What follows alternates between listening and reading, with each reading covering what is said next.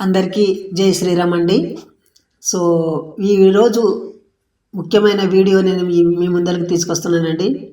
దయచేసి ఎవరు కూడా స్కిప్ చేయకుండా చూడవలసిన వీడియో. సో ఎందుకంటే మన హిందూ సోదరులు క్రిస్టియన్లో కన్వర్ట్ అవుతున్నారు చాలామంది. పాస్టర్ల ప్రభావం చాలా ప్రభావితమవుతుంది.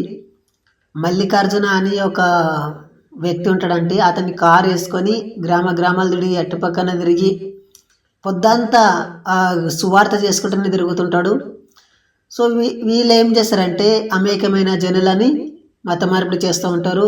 ఈరోజు ముఖ్యమైన టాపిక్ ఏంటంటే టైం వేస్ట్ కాకుండా సో చూడండి, మీరు వీడియోని ఫస్ట్ నుండి లాస్ట్ వరకు చూడండి. ఒకవేళ మీకు నచ్చితే తప్పకుండా లైక్ చేసి సబ్స్క్రైబ్ చేయడం మర్చిపోకండి.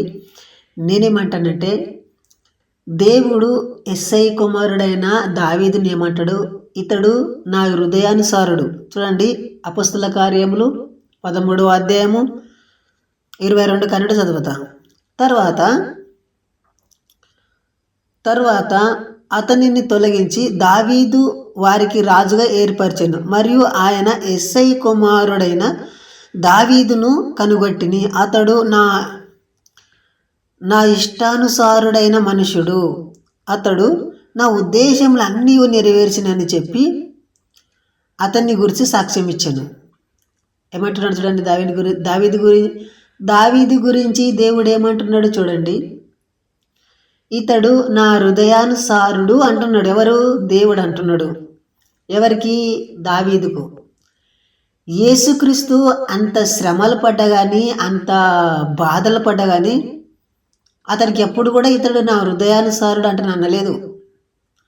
నా దేవా నా చెయ్యి ఎందుకు ఇడిసివని గొడవ అని ఏడిస్తే కూడా అతన్ని ఆదుకొనలేదు యెహోవా దేవుడు.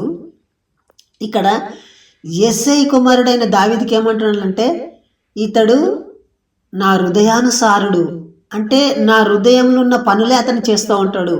నా హృదయం ఎట్టెట చేస్తున్నదో అట్లా దావీదు చేస్తుంటాడు అంటానని స్వయంగా దేవుడే సాక్ష్యం ఇచ్చినట్లు మనం ఇక్కడ చూస్తాం. సో దావీదు ఏం కార్యాలు చేశాడు మీలో చాలా మందికి తెలిసి ఉంటాయి. దావీదు ఏం చేశాడంటే ఒక నిండు ప్రాణాలని తీశాడు. దావీదుకు నమ్మకమైన సేవకుడు ఉంటాడు, ఊరియా. ఈ ఊరియాకు దావీదు అంటే పంచ ప్రాణం. సో చూడండి, దావీదు అంటే అతనికి ఒక దేవునితో సమానంగా చూస్తూ ఉంటాడు దావీదుని. అంత నమ్మకమైన సేవకుని దావీదు తన సైనికులతోటే చంపిస్తాడు. హత్య చేయించి అతని భార్యని ఇతని చేసుకుంటాడు. చేసుకున్న తర్వాత అతనికి ఒక కొడుకు పుడతాడు. ఆ కొడుకు పుట్టినప్పుడు ఇతనికి అనుమానం వస్తుంది, ఈ కొడుకు ఎక్కడ పుట్టిండేమో రాటనని, పాపంతో జన్మించిండేమో అని వాడిని చంపేస్తారు. ఎందుకంటే క్లారిటీ లేకుంటుంది కదా, మొదటి సంతానము నాకు పుట్టిందో ఇతరులకు పుట్టిందో అనే తలంపులు కూడా వాళ్ళకి లేకుంటుంది. సో బైబిల్లో కొన్ని మార్పులు చేంతలు చేసి ఉంటారు, అది మనము ఆలోచించాలి. ఎగ్జాక్ట్లీగా నేను అన్నట్లు బైబిల్లో లేకపోవచ్చు. నేనేమంటానంటే మొదటి సంతానాన్ని దేవుడు చంపేస్తాడు. ఎందుకు చంపేస్తాడు? యెహోవా దేవుడు ఆ పిల్లగాన్ని చంపేస్తాడు. దావీదేమో ఆ పిల్లగాని తండ్రిని చంపేస్తాడు. దావీదు ఒక దేవుడేమో పిల్లగాన్ని చంపేస్తాడు. దావీదు అర్థం చేసుకోనండి, దావీదు ఎవరిని చంపేస్తాడు? ఆ ఒక్క తన సొంత సేవకుడు ఉంటాడు కదా, ఆ సేవకుని చంపేసి వాళ్ళ భార్యని తను చేసుకుంటాడు. యెహోవా దేవుడు ఏం చేస్తాడంటే ఆ పిల్లగాన్ని చంపేస్తాడు, చిన్న పిల్లగాన్ని. సో పసి పిల్లగాన్ని యెహోవా భయంకరమైన రోగం చేత అతన్ని మొత్తేను, ఆ బాధ తట్టుకోలేక అతను చనిపోయానని బైబిల్లో ఉంటుంది. సో ఇలాంటి కార్యాలు చేసేట అతన్ని దేవుడు. సో ఈరోజు క్రైస్తవులకు నిజం తెలియదండి, వాస్తవాలు తెలియదండి. ఎంత అన్యాయమైన పరిస్థితిలో ఉండారు. అతన్ని మంచోళ్ళకు దేవుడు కాదండి, అతని నరహంతకులకు దేవుడు, పాపిష్టులకు దేవుడు, వ్యభిచారకులకు దేవుడు.